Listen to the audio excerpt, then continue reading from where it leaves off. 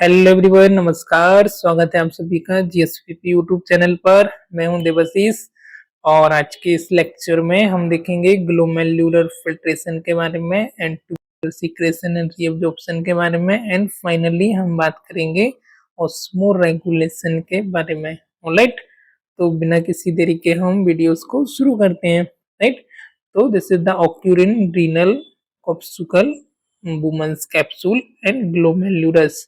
ये जो प्रोसेस है ये आपकी कहाँ पर एक्टिव होती है? रीनल कॉप्सुकल्स में, कॉपुसल्स में।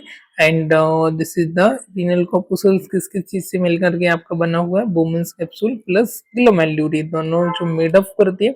अर्लियर लेक्चर में हमने structure and function of the nephron के बारे में समझ चुके हैं। यदि आपने अभी तक हमारा पिछला वीडियोस नहीं देखा है तो आप जाइए वीडियोस को देखिएगा, इसके बाद ही आपको इस वीडियोस के बारे में थोड़ा सा क्लैरिफिकेशन मिल पाएगा।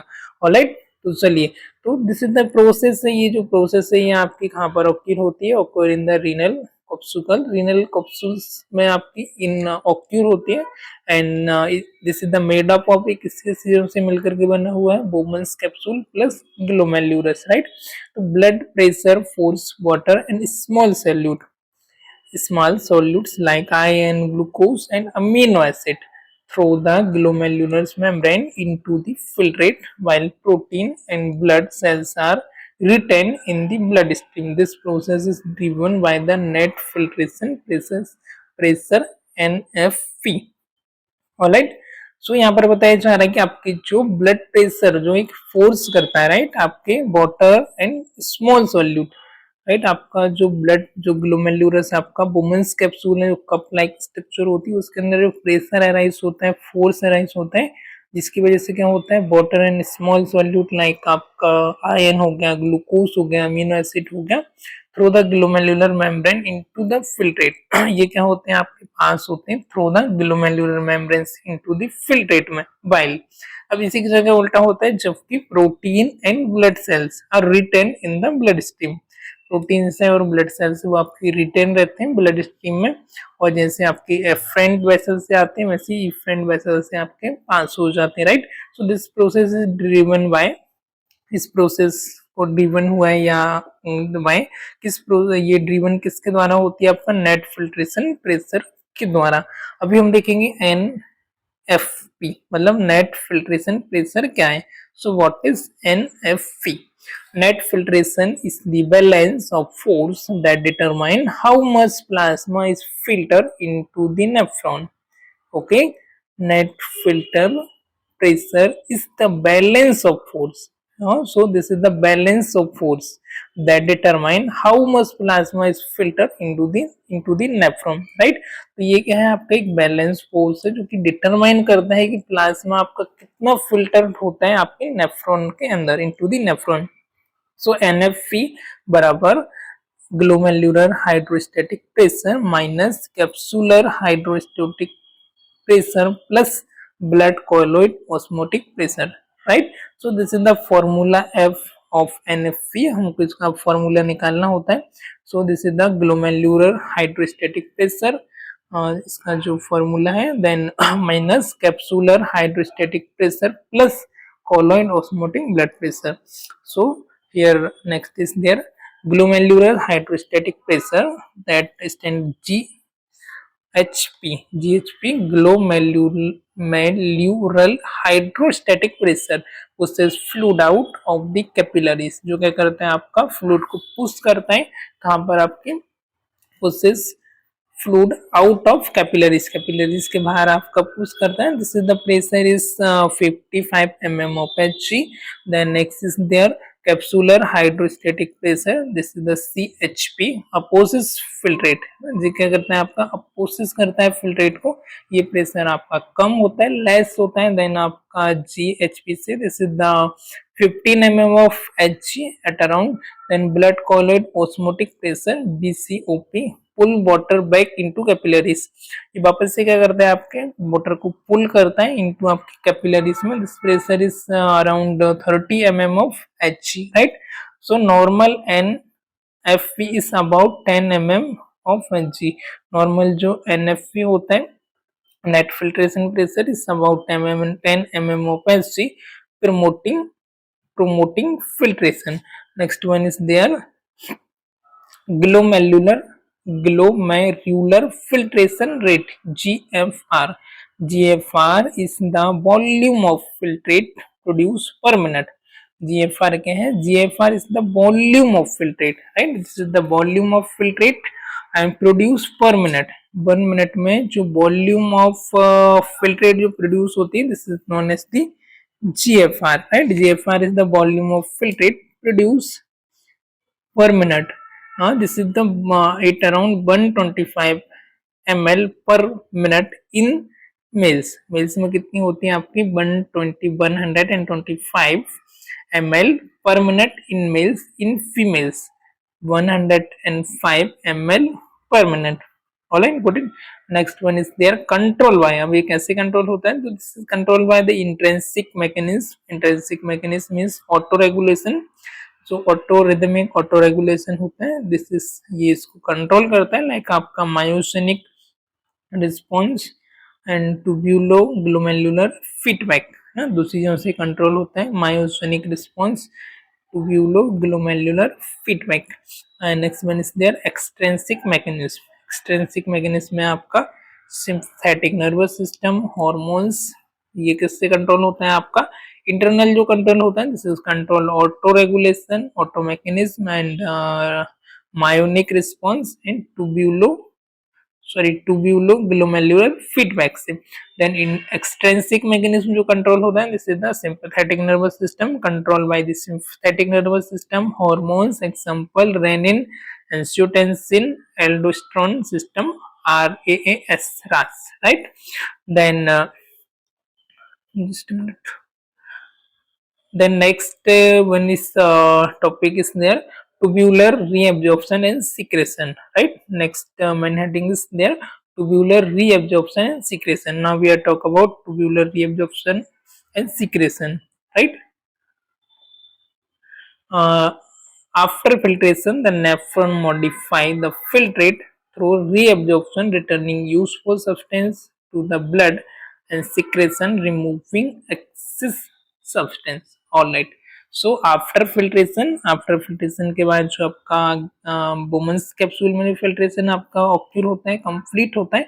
आफ्टर दैट क्या होता है? Nephron modify the filtrate through the reabsorption. इसको मॉडिफाई करती है आपके रीअब्जॉर्प्शन के through. After the filtration, the nephron modify filtrate through reabsorption. Reabsorption is returning useful substance to the blood. इसमें क्या होता है? अब कई बार जो फिल्ट्रेशन में क्या होता है, जो यूजफुल सब्सटेंस होते हैं, लाइक आपके इलेक्ट्रोलाइट हो गया, तो ये सारी चीजें, सोडियम, पोटेशियम, राइट, क्लोराइड हो गया, हाइड्रोजन आयन हो गया, तो ये सारी चीजें भी क्या होता है आपका फिल्ट्रेट में चले जाते हैं. तो फिल्ट्रेट से वापस जो यूजफुल सब्सटेंस है उनको रिटर्न करना होता है आपके ब्लड स्ट्रीम में, राइट? तो this is the reabsorption. Reabsorption means की returning useful substance to the blood, right? Useful substance to the blood.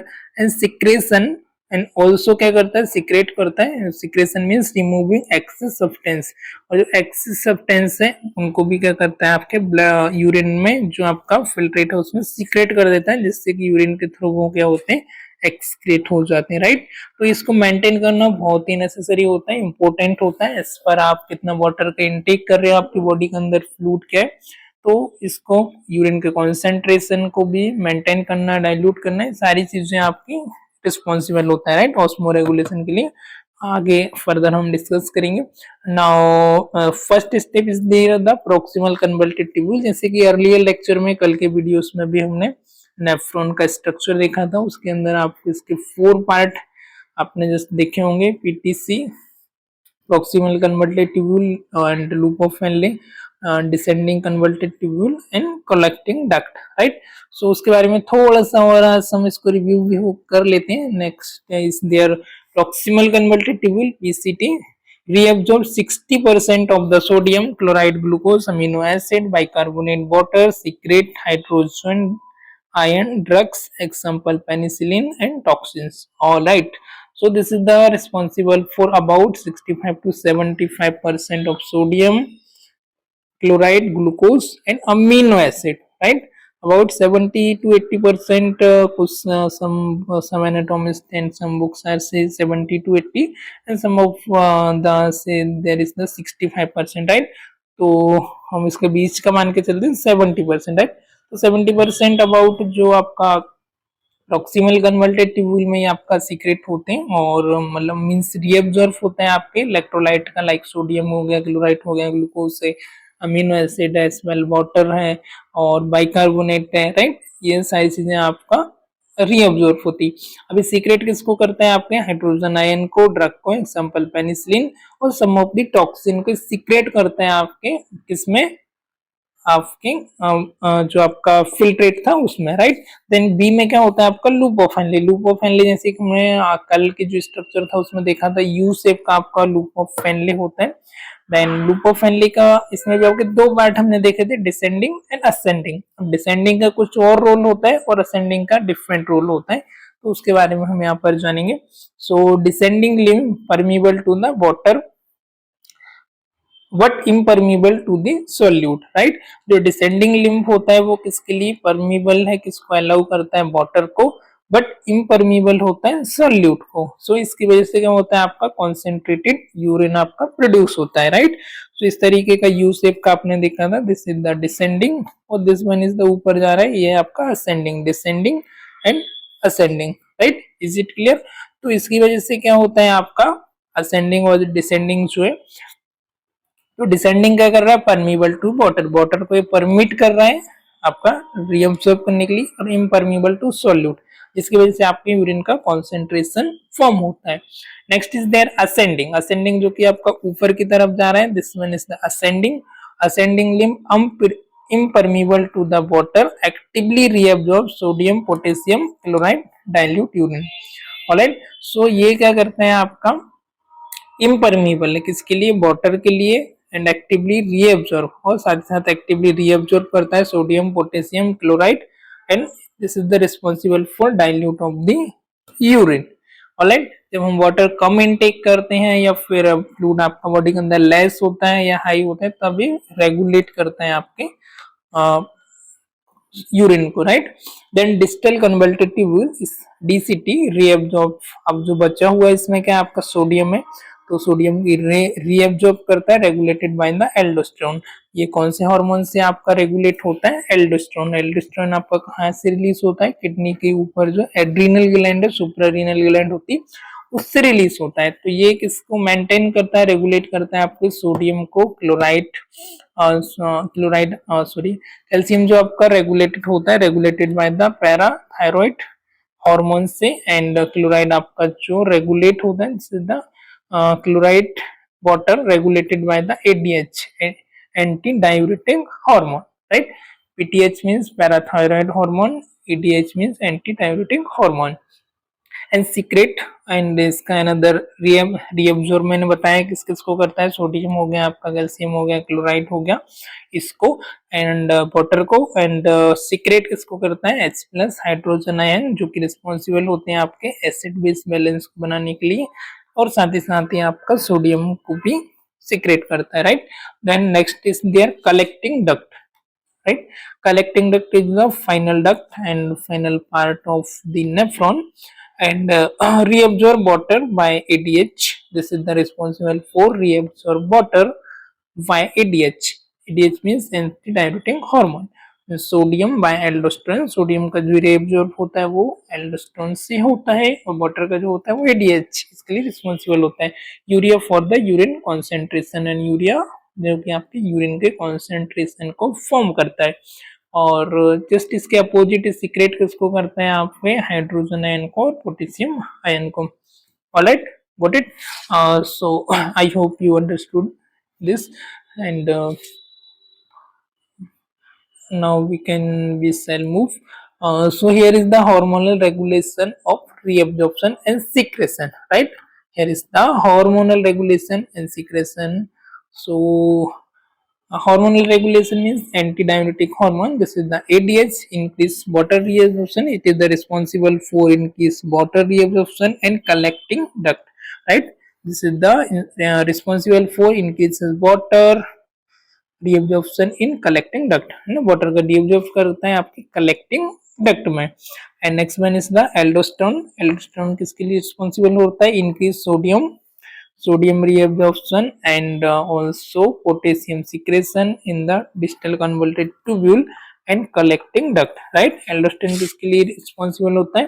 It is responsible for increase sodium reabsorption potassium and secretion in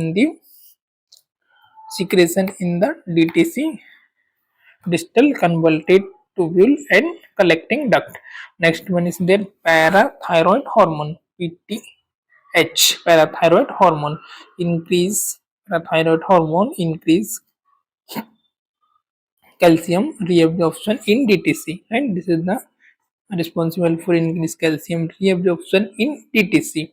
Then next one is their atrial natriuretic peptide hormone. This is the essential hormone, important hormone. Also, this is secret from the muscles of the heart. So this is the inhibit sodium, जो कि आपके sodium को inhibit करता है, and reabsorption and inhibit sodium को inhibit करता है, plus reabsorption, lowering the blood pressure, और साथ ही साथ आपका रिस्पॉन्सिबल होता है ब्लड प्रेशर को कम करने के लिए। यदि ये हार्मोन ज्यादा सीक्रेट होता है आपकी हार्ट की मदद से तो आपका ब्लड प्रेशर भी इंक्रीज होता है। इनकेस एक कम सीक्रेट होता है तो आपका ब्लड प्रेशर भी इससे रेगुलेट होता है। देन अगला जो हार्मोन होता है RAS hormone, this is the renin angiotensin aldosterone system. This is the responsible for increases blood pressure and sodium retention, right? ये ब्लड प्रेशर को इंक्रीज करने के लिए रिस्पॉन्सिबल होता है और इस वेल से सोडियम को रिटेन करके रखता है, जिसकी वजह से आपका ब्लड प्रेशर भी इंक्रीज होता है। Hope you got it. Then next one is there, we will discuss about production of dilute and concentrated urine. In short, this is the process of osmoregulation. So what is osmoregulation? Here the kidney regulate water balance through osmoregulation, adjusting urine concentration based on hydration level. This is controlled by the loop of Fenley collecting duct, hormones ADH, aldosterone and ANP, anti-natriuretic peptide, right? So the kidney regulate water balance through osmoregulation, adjusting urine concentration based on hydration level. Okay, so kidney is the responsible, kidney आपकी responsible होती है water balance को regulate करने के लिए through किसके through? Osmoregulation के through, और आपकी यूरिन के जो कॉन्सेंट्रेशन होता है उसको एडजस्ट करती है according to the hydration level. आप कितना वाटर इनटेक कर रहे हैं, कितना वाटर इनटेक नहीं कर रहे हैं, उसके अकॉर्डिंग इसको एडजस्ट करने का इसका रोल होता है। This is the control by the, ये जो कंट्रोल होता है आपका loop of finally and collecting duct के थ्रू कंट्रोल होता है। कुछ इसमें हार्मोन्स का भी रोल होता है, लाइक आप एडीएच, एल्डोस्टेरोन और एएनपी। फर्दर हम इसको डिटेल में देखेंगे। And first one is there, इसमें क्या होता है? Formation of the dilute urine hydrated state में। हाइड्रेटेड स्टेट में क्या होता है आपका? Formation of the dilute urine when there is excess water in the body, in case at the time of जब आपकी बॉडी में एक्सेस वाटर होता है तब इसका फॉर्मेशन होता है। The distal converted tubule is DCT and collecting duct remain impermeable to the water due to the low ADH level, right? So क्या होता है? The distal convoluted tubule DCT में and collecting duct remain impermeable, ये क्या रहती है आपकी? impermeable रहती है, मतलब किसी भी फ्लूइड को परमिट नहीं करती है पास होने के लिए टू द वाटर में, ड्यू टू किस वजह से? एडीएच का लेवल आपका लो है, इस वजह से। Then sodium chloride NaCl is actively reabsorb in the ascending limb, जबकि NaCl है जो सोडियम क्लोराइड है एक्टिवली रीअब्सॉर्ब होता है कहां पर? आपके ascending limb in the loop of Henle में। But water does not follow leading to dilution, but जो वाटर है वो फॉलो नहीं करता है किसके लिए? कि वो डाइल्यूट हो पाए, उसको वो लीड नहीं करता है ताकि वो डाइल्यूट हो पाए। बट एक्टिवली आपका सोडियम क्लोराइड का यहाँ पर रीअब्सॉर्ब होता है ascending limb of loop of Henle में, but water does not follow leading to dilute. Okay, is it clear? Next one is there, the final urine has a low concentration of solute. अब जो final urine का formation होता है, this is the low concentration of solute, इसमें जो solute होते हैं वो लो कॉन्सेंट्रेशन होते हैं, एंड ऑस्मोलेरिटी जो इसकी होती है, एंड जो मतलब इसकी सांद्रता जो होती है, दिस इज द 50 to 100 मोस एम एल पर लीटर में ये होती है। एंड इस pale yellow and large volume urine होता है वो आपका पेल येलो होता है और लार्ज आपका वॉल्यूम होता है। जब आप पानी का इंटेक कम करते हैं तो आपने जनरली एक्सपीरियंस किया होगा। Next is there formation of concentrated urine. अब जो डिहाइड्रेशन के टाइम पर कैसा होता है, when the body need to conserve water. अब डिहाइड्रेशन मीन्स आपने पानी कम पिया किसी रीजन की वजह से, इन केस आप कोई ट्रेवल कर रहे थे, आप किसी रीजन की वजह से भी हो सकता है, वट एवर रीजन आपने पानी का कम कंज्यूम किया और नहीं आपने कम पिया। एंड सब आपका कौन सा हार्मोन होता है, ADH, anti diuretic hormone, right. Increase water permeability in the collecting duct, increase water permeability in the collecting duct causing water reabsorption, right. ये क्या करते हैं, आपका इंक्रीज करते हैं आपके वाटर की परमिबिलिटी को इन द कलेक्टिंग डक्ट में, जिसकी वजह से आपका वाटर क्या होता है, रीअब्सॉर्ब होना शुरू होता है। And the medullary osmotic gradient maintain by the loop of Henle, right. तो जो मेडुलरी ऑस्मोटिक ग्रेडियंट है जो मेंटेन किससे होता है, लूप ऑफ फेनले से एंड यूरिया साइक्लिंग से, and help draw water out of the collecting duct, और जो कि हेल्प करता है ड्रॉ करता है आपके वाटर को out of the collecting duct, जिसकी वजह से वो वापस में आपका ब्लड के कॉन्सेंट्रेशन में मेंटेन करता है। The final urine has a high concentration of solute. और जो फाइनल यूरिन होता है, this is the high concentration of solute and about osmolarity is 1200 मोस ml, is dark yellow and has low volume, right. अब ये आपका बहुत ज्यादा डार्क येलो होता है एंड हैज लो वॉल्यूम आपकी होती है, right. What is it clear? Next one is that mechanism involved in concentrating urine. अब इसमें क्या मैकेनिज्म होता है, what is the scientific mechanism of this?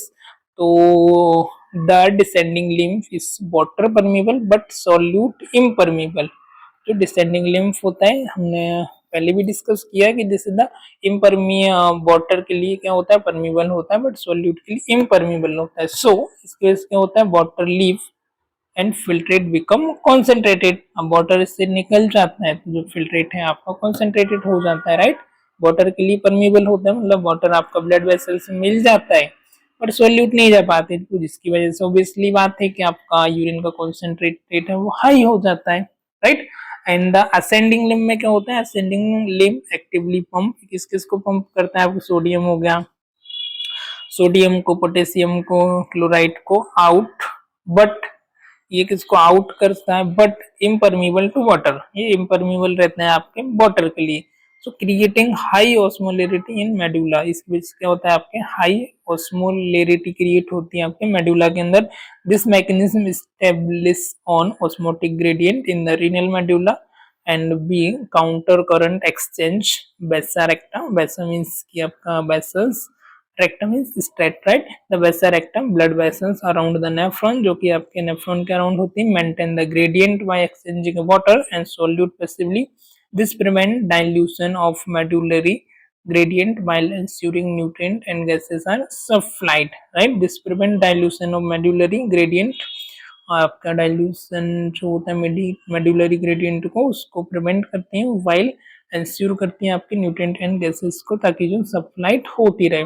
C1 is there role of urea recycling. अब urea recycling का क्या role होता है, urea is reabsorb from the collecting duct, जो कि आपके कलेक्टिंग डक्ट से रीअब्सॉर्ब होता है duct and deposit in the inner medulla, और कहाँ पर डिपोजिट होता है, आपके इनर मेडुला में, to reinforce the osmotic gradient and this help draw more water from the filtrate in dehydration. ये किसके लिए हेल्प करता है, this help draw more water from the filtrate in dehydration. Dehydration के केस में ये आपके फिल्ट्रेट से ज्यादा वाटर को सक करता है, ड्रॉ करता है, जिसकी वजह से आपका जो कॉन्सेंट्रेशन है वो मैकेनिज्म आपका बना हुआ रहता है।